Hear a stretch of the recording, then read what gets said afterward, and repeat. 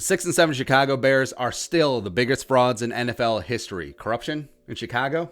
Say it ain't so. I will not go. Minnesota Vikings, on the other hand, are the best 6-7 team in NFL history and will prove once again that Bears are absolute frauds. Fake-ass Brad Childress, Matt Nagy, Mitchell Trubisky Ponder, draft ahead to Sean and Patrick Mahomes. They're nothing. They're absolutely nothing except a Potemkin village, a putrid pigskin wussies, right? It's a family show. So let's recap. Last week, the Bears beat the Texans 36-7 at home. Golf clap. Cool. Congrats. So JJ is JJ washed, and Deshaun Watson's number one receiver, some white guy named Chad. Don't know what that's like. Great. Before that, the Bears had lost 6 games in a row. Bro, you started off 5-1, and you're not going to make the playoffs. Also, let's recap those wins. Let's audit those wins. Let's take a look. Week 1, you beat the Lions because DeAndre Swift has hands like JPP. Week 2, you only won because you took a baseball bat to Saquon's ACL. That's how you solve things in Chicago. Week 3, Falcons, no Julio. Week 5, you beat Tampa Bay because Tom Brady can't count to 4. And week 6, you beat the Panthers without McCaffrey. Again, great. And also, I can hear the Bears fans between bites of kielbasa. Well, didn't the Bears beat the Vikings the last 2 times that they played at US Bank Stadium? Don't care.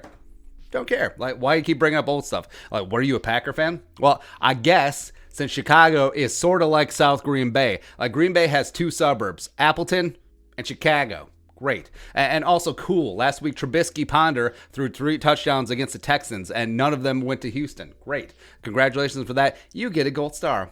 Awesome. But this year, the Bears' garbage-ass offense under supposed offensive genius Matt Nagy, they're 25th in scoring, they're 32nd in third down, they're 28th in total yards, they're 28th in net yards per passing attempt, they're 28th in rushing yards, 32nd in rushing TDs, 26th in DVOA, 20th in PFF total grade, as well as Trubisky Ponder is PFF's 45th graded quarterback in passing grade. So, awesome. Like, I understand that the Vikings defense is a work in progress, but yeah.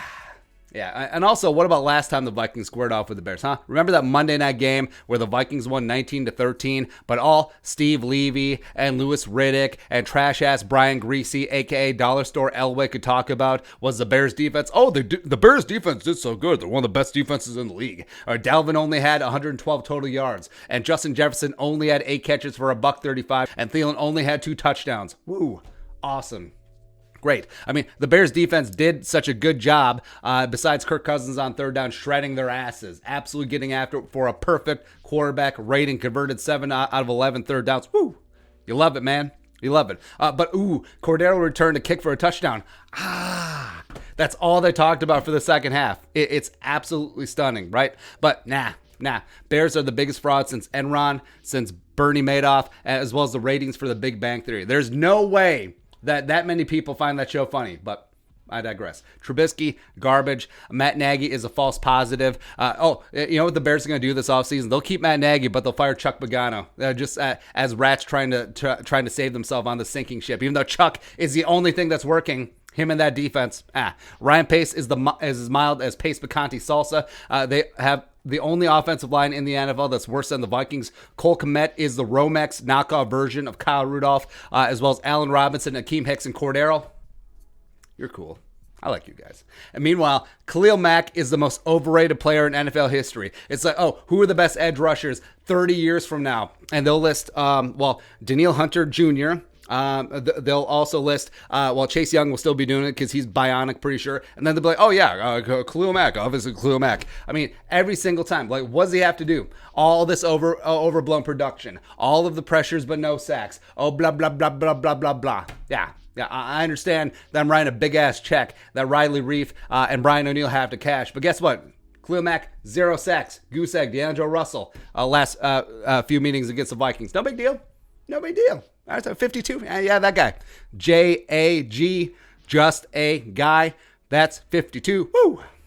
Love it, man. It's great. And it sucks because I do love Chicago. It's a great town, man. You got Kanye, you got hot dogs, you got Portillo's, got those above ground pools that you call pizzas. The guy who made Jordan Cologne. It's a great town. But you guys deserve better. You just really do. You ain't going to get it Sunday, though. Vikings by $5 million. There you go. But your thoughts. Bears being the biggest frauds in NFL history. Let us know in the comment section below. Subscribe for daily Vikings takes. Want to support that work? Pull some in the Venmo. But until next time. Skol. Production value.